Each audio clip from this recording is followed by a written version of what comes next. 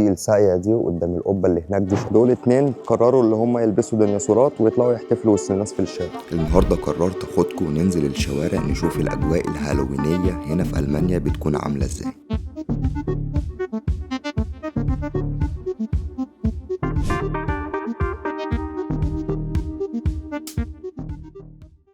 الناس واقفين بيتفرجوا على الشباك لوحده لكأنه مثلا فيلم سينمائي شغال.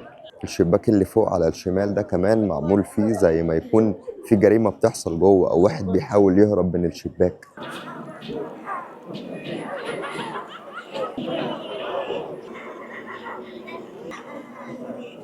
في كل مكان بقى يا شباب موجود تفاصيل.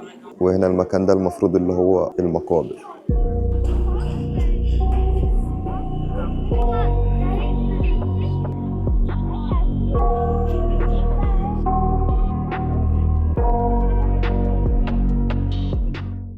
الراجل ده بقى يا شباب فاتح البيت بتاعه هنا اهو، مكتوب هنا هورور هاوس، بحيث ان الناس ممكن تخش تقضي ليله هالوينيه جميله جوه، تكون ليله مليئه بالرعب زي ما انتم ما شايفين كده. طبعا في جوه ديكور وتفاصيل اكتر من اللي بره دي بكتير. يلا افرجكم عامل ايه في الجنينه هنا.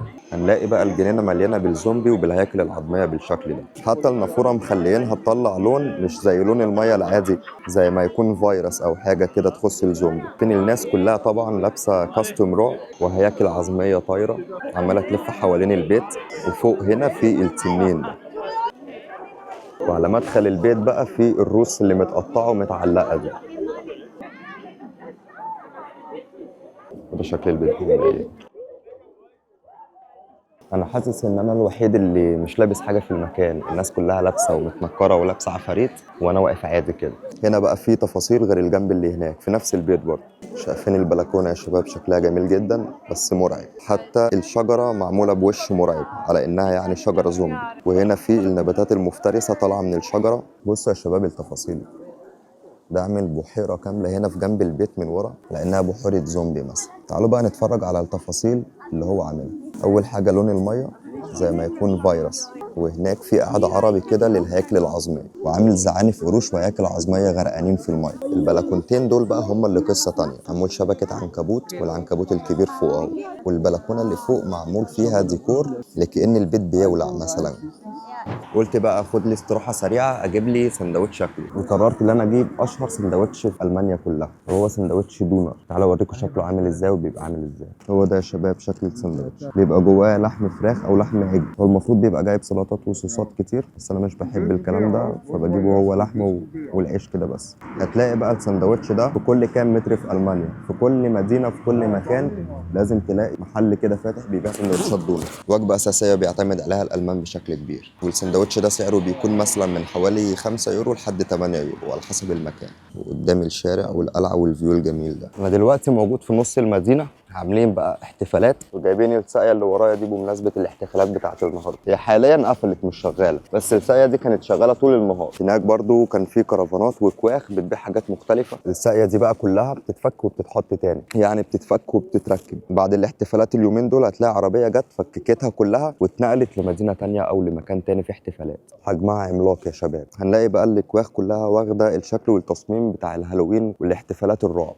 يعني مثلا الكوخ ده بيبيع بطاطس بومس اللي مكتوبه فوق دي اللي هي البطاطس. تعالى كده نشوف الشغل اللي هو عامله. هنلاقي فوق برضو شغل رعب. والساقيه هي يا شباب اللي احنا شفناها من شويه.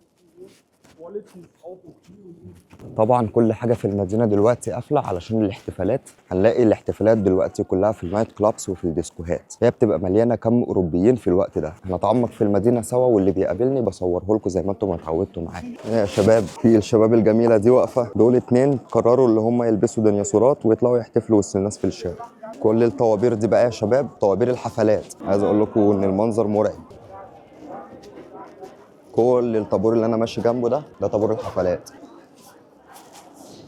هو ده المدخل بقى. عايز اقول لك ان الناس واقفه بس الطابور طالع لحد اول الشارع هناك كده. الراجل لابس ثعلب والراجل ده عامل وش الجوكر واللي هناك دي عامله الساحره الشريره. الناس بقى في الهالوين بتبقى انواع. يعني في نوع يحب يخرج يروح يقعد في مطعم، في نوع تاني يحب يروح ياخد مشروب في فندق مثلا او في اوتيل، في نوع تاني يحب مثلا يروح حفلات. بتبقى اكتر من فئه يعني وكل فئه بيبقى ليها اهتماماتها وليها طريقتها في الاحتفالات.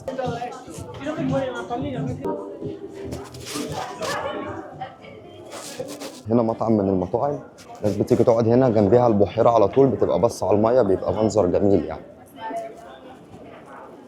هنلاقي 99% من الناس ماشيين متنكرين، بيحبوا هنا دايما في الاحتفالات ان هم يدوا كل حاجه حقها. يعني لما بيكون في احتفالات بتلاقي الناس مطقمه مع الاحتفال ده ايا كان ايه هو. في الشاب ده قرر اللي هو يكون فرخه النهارده، فطلع يبقى فرخه. احلى فراخ في الدنيا. كل ما نمشي شويه ونلاقي مكان فيه احتفالات هنلاقي قدامه الامم اللي متجمعه دي. انا لولا اللي فيه حركه عراة مش طبيعيه موجوده في الشارع انا مش عارف اصور كل حاجه، بس في اشكال مش طبيعيه. كنت بقول لكم بقى ان الناس دي كلها اصلا في ناس هتفضل واقفه والحفله هتخلص ومش هتلحق تخش لان الاعداد كبيره جدا في الشوارع. بص اللي جاي عليا يا رازيني ده خد باله ان انا بصور. اتفضل يا عم. صاحبه بوش مسلوخ يا شباب معاه اهو، وصاحبهم الدكتور. الشباب طبعا طالعه لابسه ومطقمه بسبب الاحتفالات بتاعت النهارده. انا عايز اقول لكم ان البنات واخده راحتها على الاخر، مش عارف اصور لكم اي حاجه خالص عمال باخد في لقطات كده بالعافيه والباقي كله عراة. الظاهر يا شباب ان النص التحتاني في البنات فيه مشكله.